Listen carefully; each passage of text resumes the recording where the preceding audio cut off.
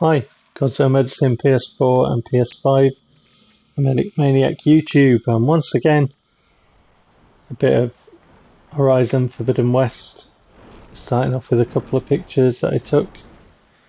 And in the background there, as Aloy feels the snow on her fingers, there's an Apex Stormbird and an Apex Dreadwing. And at the other side of the hill is the Slaughter, Spine and Elite Lashers. So we are here for the Dreadwing, but we have to take care of the Stormbird first. However, the Stormbird decides to go near the Dreadwing because the game would like you to fight both the Apex Stormbird and the Apex Dreadwing together, and I wouldn't. And if it's the regular Stormbird and the regular Dreadwing, the game would like you to fight them both together as well, so it tries to put them in range. Anyway, we had a go at the Stormbird Storm Cannon because obviously we can take that off and we can nab that for ourselves, but also it's a lethal weapon on the Stormbird, especially the Apex variant. So we're using ice, as you can see, and then make it in a brittle state and try and pick it off, but it's flown further back and we can't actually reach it. So at this point what I'm going to do with the video is I'm going to do some time bending. So there's no music here because the music would sound silly or sped up. So you can see where the Stormbird's gone, right in the vicinity of the Dreadwing, and we don't want that. So I've got to try and move Aloy into a position where the Stormbird is going to move. And it kind of is, but it does more of its moving back into position when we go around here. So we haven't triggered the Dreadwing, and the Stormbird's back with us, and then it does that flying up high move, so we can't actually aim at it.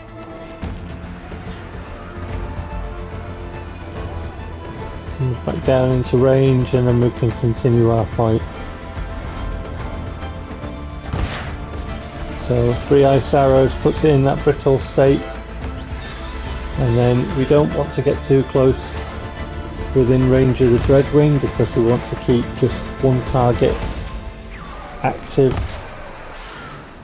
And the Stormbird has again moved out of range, so I can't hit it.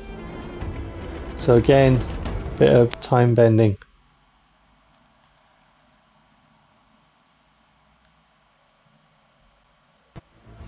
And Stormbird is coming back now, so we can continue the fight. It's fun, isn't it? Once it gets in range.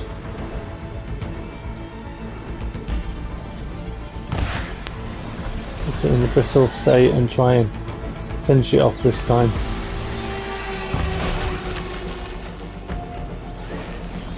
So this bow, the Sunshot Hunter bow, has extra damage when I'm in concentration mode.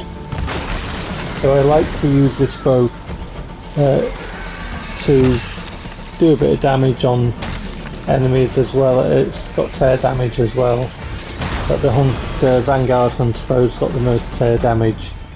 Now the Dreadwing's moved into range, but we've finished off the Stormbird, so we can now set about having a fight with the Dreadwing. Being an Apex Dreadwing, it's not weak to fire. The regular Dreadwing's weak to fire. And I'm using acid on this Apex Dreadwing because it's not weak to acid, but it's not strong against it either, so it's kind of, you know, a decent state to put it in.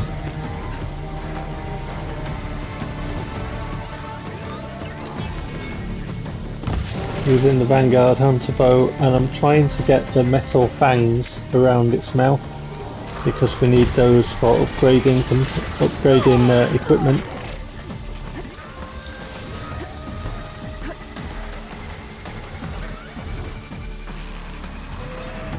Metal Fangs are in a bit of a tricky position, and I generally find them fiddly to hit. And also I find fiddly to hit the stealth generator because of the location of the stealth generator just underneath it. Near the back, near its feet, isn't it? On the underside, which makes it tricky.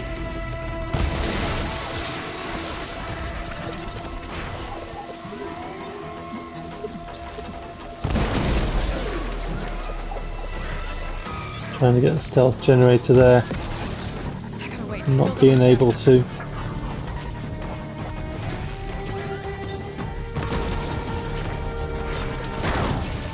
Trying to get the metal fangs.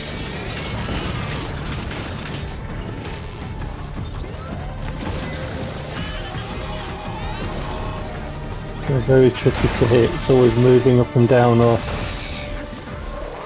moving those metal fangs even when you go in concentration mode.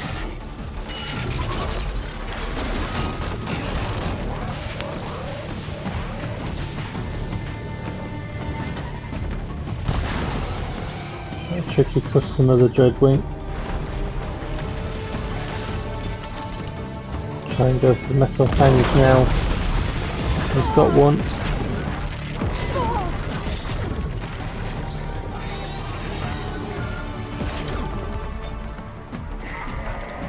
Trying to look for the other one and it's moving again.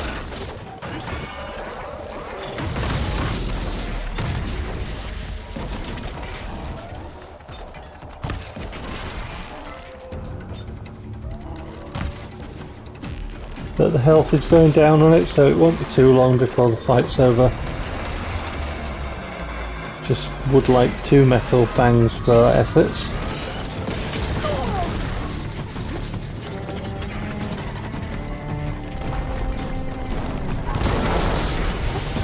We hit it, but it's not dislodged.